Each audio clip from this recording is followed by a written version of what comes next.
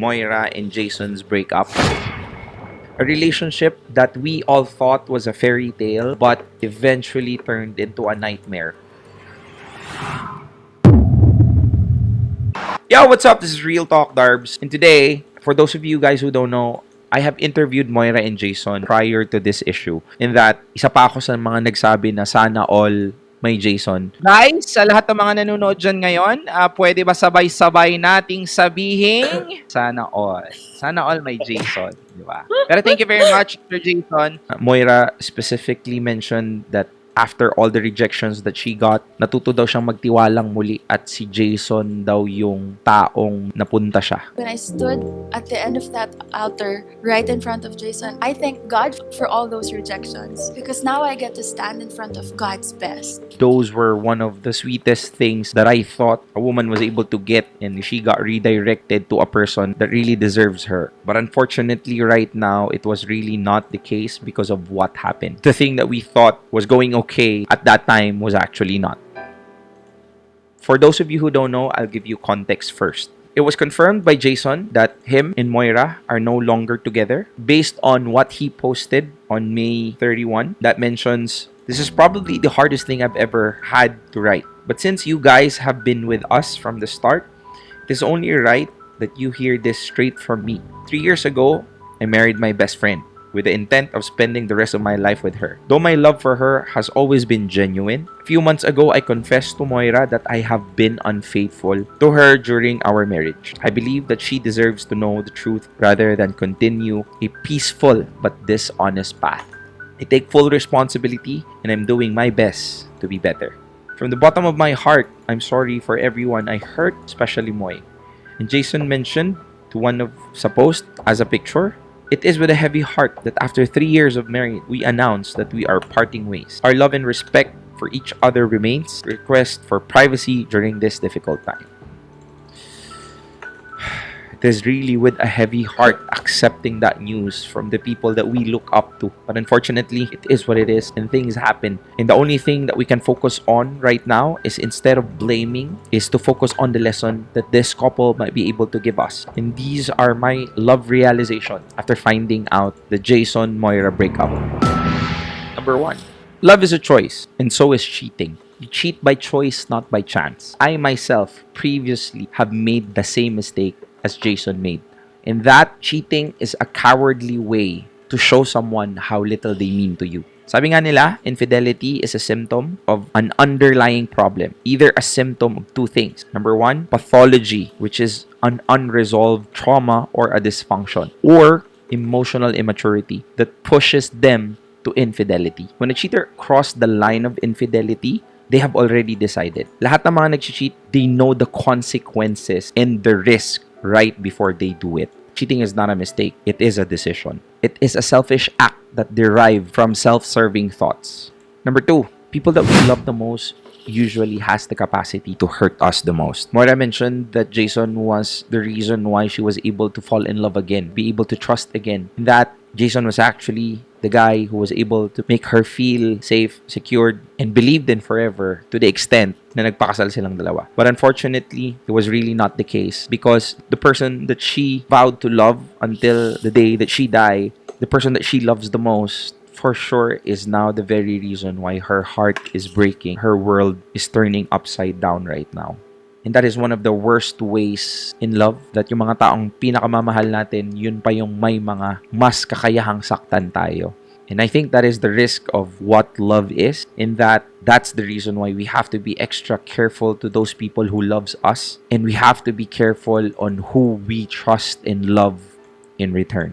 Number 3, some damages cannot be fixed by remorse, regret, or just by saying sorry. It's either you lose it or you win it back. Totally depends on the willingness of the couple to make it work. Honestly, the ball is not on the person who cheat, but it is on the person who got broken by the cheating. There are people in this situation, either you can move on easily, palitan mo yung taong nasaktan mo ng panibagong tao, or you wait for her heart to be opened up again. Number 4 lesson, the only reason why people break up is that when they don't choose each other in the end. That is the reason why A relationship basically is so difficult to maintain because mahirap makatagpo ng isang taong pipiliin ka kahit anong mangyari at pipiliin mo din siya kahit anong mangyari. Pero one thing's for sure, na lahat ng taong nasa marriage have undergone extreme difficulties. Hindi mo pwedeng sabihin na yung mga lolo't lola natin hindi dumaan sa napaka matinding pagsubok sa relasyon nila. They did. Regardless of whatever the reason is, they stay and still remained at each other's side no matter what. Why? Because pinili pa rin nila ang isa't isa at yun ang dahilan kung bakit hanggang ngayon sa tinagal-tagal sila pa rin ang magkasama. Number 5 lesson. People make mistakes, even a God-centered man.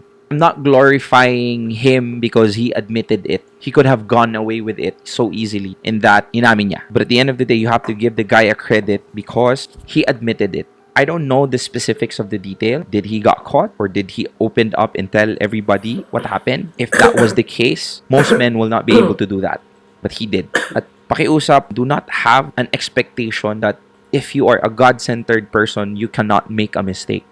All of us are human beings. Even the Pope can make a mistake. Please do not prosecute them because of their faith. They still decide to believe, they still decide to worship, and they still try to live every single day of their life becoming better. But at the end of the day, there are times that we fail. Pwede mo silang husgahan kung ikaw mismo wala kang nagawang kasalanan. And I think nobody can say that to us. Number 6 lesson. Hindi ka talaga makukontento kung ikaw mismo hindi ka pabuo. A person might feel limited or boxed in by life and the relationship that they're currently in. Regardless kung anong degree ng commitment, either they're married or magjowa pa lang, those people who hasn't been able to have fully become whole, nagiging curious pa sila kasi kulang pa kung anong meron yung nasa loob nila. That's the reason why they give into curiosity, which often leads to infidelity. And most of the time, this curiosity, the reason is that they seek validation. A form of self-exploration where infidelity introduces the individual to the stranger within. And last, naniniwala pa rin ako sa kasal.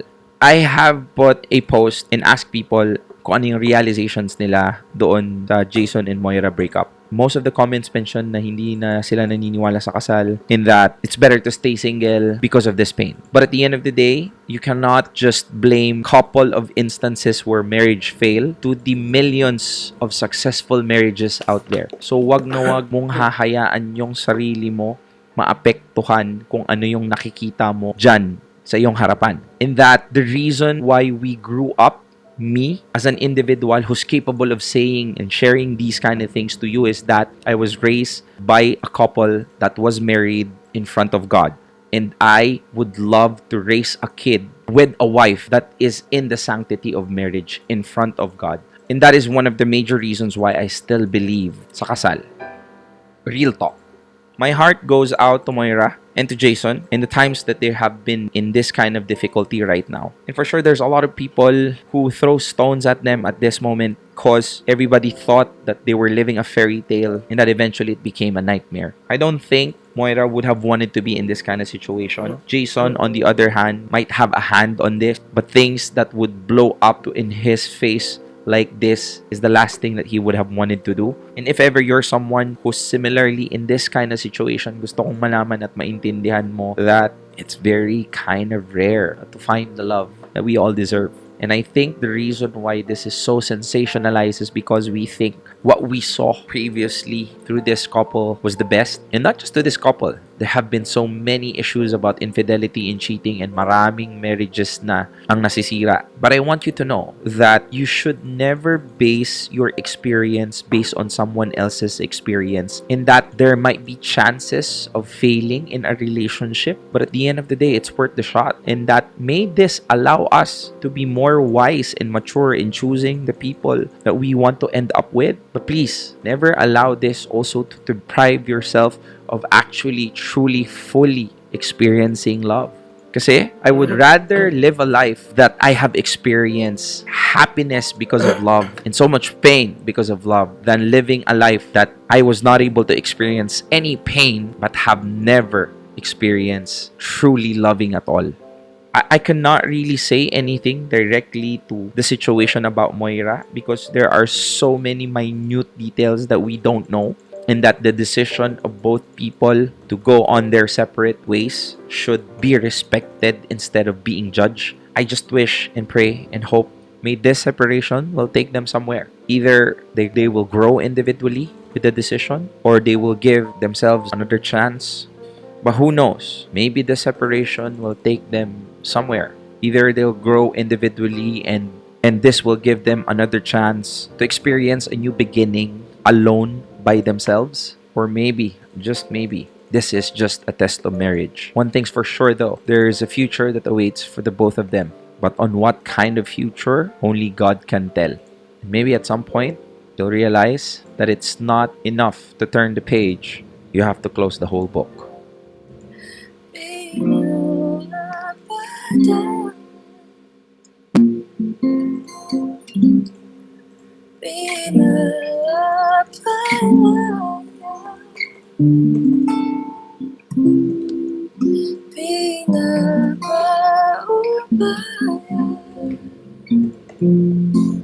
Kita sa Kanya.